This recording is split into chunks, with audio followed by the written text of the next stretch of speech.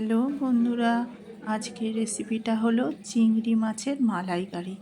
দেখুন বন্ধুরা, আমি কত সুন্দর চিংড়ি মাছ নিয়েছি এখানে অনেকগুলো, আর নিয়েছি জিরে, ধনে, এলাচ, দারচিনি আর লঙ্কা, আর নিয়েছি আদা, পেঁয়াজ, রসুন, আর নিয়েছি কিছু নারকেল কুচি, যেটাকে আমি দুধ বানিয়ে নেব।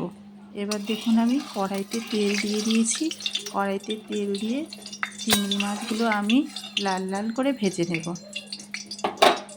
চিংড়ি মাছের মালাইকারি খেতে কে কে ভালোবাসে বন্ধুরা, আমাকে অবশ্যই জানাবেন। দেখুন বন্ধুরা, আমি তেলের মধ্যে সব চিংড়ি মাছগুলো দিয়ে দিয়েছি, আর এখানে পরিমাণ মতন একটু লবণ হলুদ দিয়ে দেবো, দিয়ে সুন্দর করে লাল লাল করে ভেজে নেব।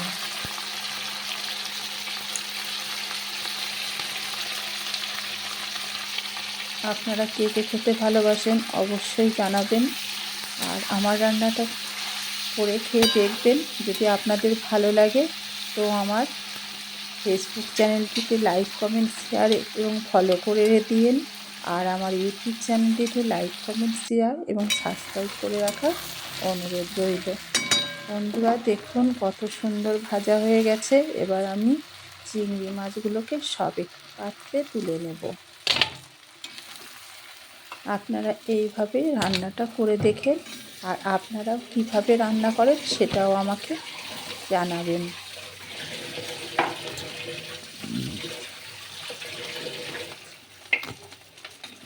এক একজনা এক এক মতন রান্না করে, আমি এইটা একটু অন্য টাইপের করছি, আর একজনা আরেকটু অন্যরকম করবে। এবার প্রত্যেকের রান্নাটা কীভাবে হয় একটু জানালে খুবই ভালো হয়, এবং জেনে রাখা অবশ্যই ভালো।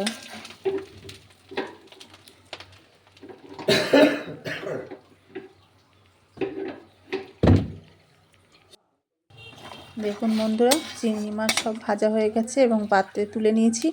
আর আমি কোনো আদা, রসুন, পেঁয়াজ আর একটু পোস্ত দিয়েছি। পোস্তটা আপনাদের দেখানো হয়নি উপকরণে, পোস্তটা বেটে দিয়েছি।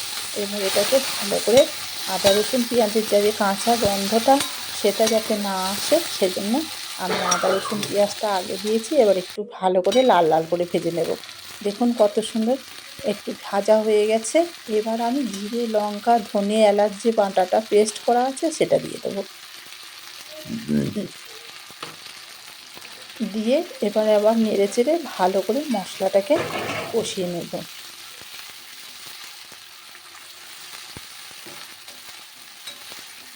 মশলা যত বেশি কষাবেন রান্নার স্বাদ ততটাই বেশি হবে, আর খেতেও খুব সুস্বাদু হবে। দেখুন বন্ধুরা, এইভাবে আস্তে আস্তে মশলাটাকে কষিয়ে নিলে তলায় লেগেও যাবে না, আর সুন্দরভাবে মশলাটা কষানো হবে। মশলাটা কষানো কিভাবে আমরা বুঝে নেব, যে তেল ছেড়ে দেবে যখন, তখনই বুঝতে হবে যে মশলাটা কষানো হয়ে গেছে। এখানে দেখুন বন্ধুরা, আমি পরিমাণ মতন লবণ দিয়ে দিয়েছি, আর পরিমাণ মতন হলুদ দিয়ে দেব, দিয়ে আবার একটু নেড়ে চেড়ে কষিয়ে নেব।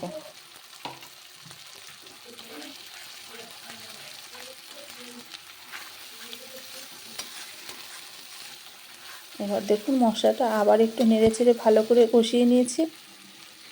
এরপরে আমি দিয়ে দেবো কালার হওয়ার জন্য একটু কাশ্মীরি লঙ্কার গুঁড়ো। আপনারা এটা দিতেও পারেন, আবার নাও দিতে পারেন। এটা দিলে একটু কালারটা হয় আর দেখতেও সুন্দর লাগে। এবার দেব স্বাদ অনুপাতে চিনি। চিনিটাও আপনারা দিতেও পারেন, নাও দিতে পারেন। চিনি দিলে একটু তরকারির যে মশলার স্বাদটা সেটা একটু বেড়ে যায়। আপনারা দিয়ে দেখেন বন্ধুরা, কত সুন্দর ভালো লাগে। তাই বলে এক গাদা নয়, অল্প সামান্য পরিমাণ। এবার সেটা দিয়ে মশলাটা আমি ভালো করে কষিয়ে নিয়েছি। অবশ্যই দেখতে পাচ্ছেন যে মশলাটা কালারটা অনেকটাই চেঞ্জ হয়ে গেছে এবং মশলাটা কষানোও হয়ে গেছে। এইবার যে নারকেলের দুধ করে রেখেছি সেই দুধটা আমি দিয়ে দেব। এখানে আমি কিন্তু জল ব্যবহার করিনি, নারকেলের দুধে যে জল দিয়ে দুধটা বার করেছি ওটাই আমি দিয়ে দিলাম।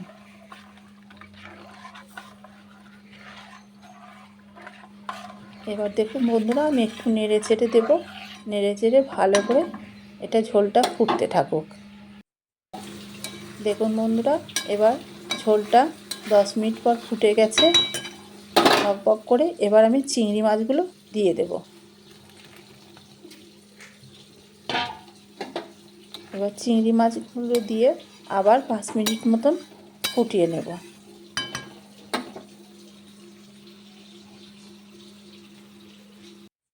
দেখুন বন্ধুরা, 5 মিনিট পর আবার কত সুন্দর ঝোলটা অনেকটাই কমে এসে গেছে আর গ্রেভিটাও সুন্দর মাখা মাখা হয়ে এসছে। গ্রেভিটা কিন্তু এখনও সম্পূর্ণ পরিমাণে তৈরি হয়নি। যখনই ওপরে তেল ভাসতে শুরু করবে তখনই বুঝতে হবে যে হ্যাঁ, আমাদের তরকারিটা পুরোপুরি সম্পূর্ণ হয়ে গেছে। দেখুন বন্ধুরা, এখানে কিন্তু কালিয়াতে তেল ওপর থেকে ভাসতে শুরু করেছে আর দেখুন মনে হচ্ছে গ্রেভিটা এবার সম্পূর্ণ কমপ্লিট হয়ে গেছে। দেখুন কত সুন্দর মালাইকারি হয়েছে, চিংড়ি মাছের মালাইকারি। আপনারা এইভাবে করে খেয়ে দেখবেন। আপনাদের যদি ভালো লাগে আমাকে অবশ্যই কমেন্ট বক্সে কমেন্ট করে জানাবেন। এবার আমি একটা পাত্রে নামিয়ে নেব। একদম আমাদের তরকারি সম্পূর্ণভাবে রেডি।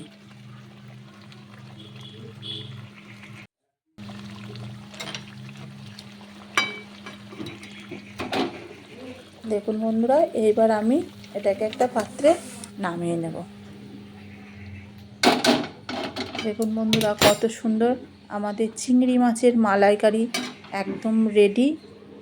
গরম ভাতে একটি সুস্বাদু খাবার।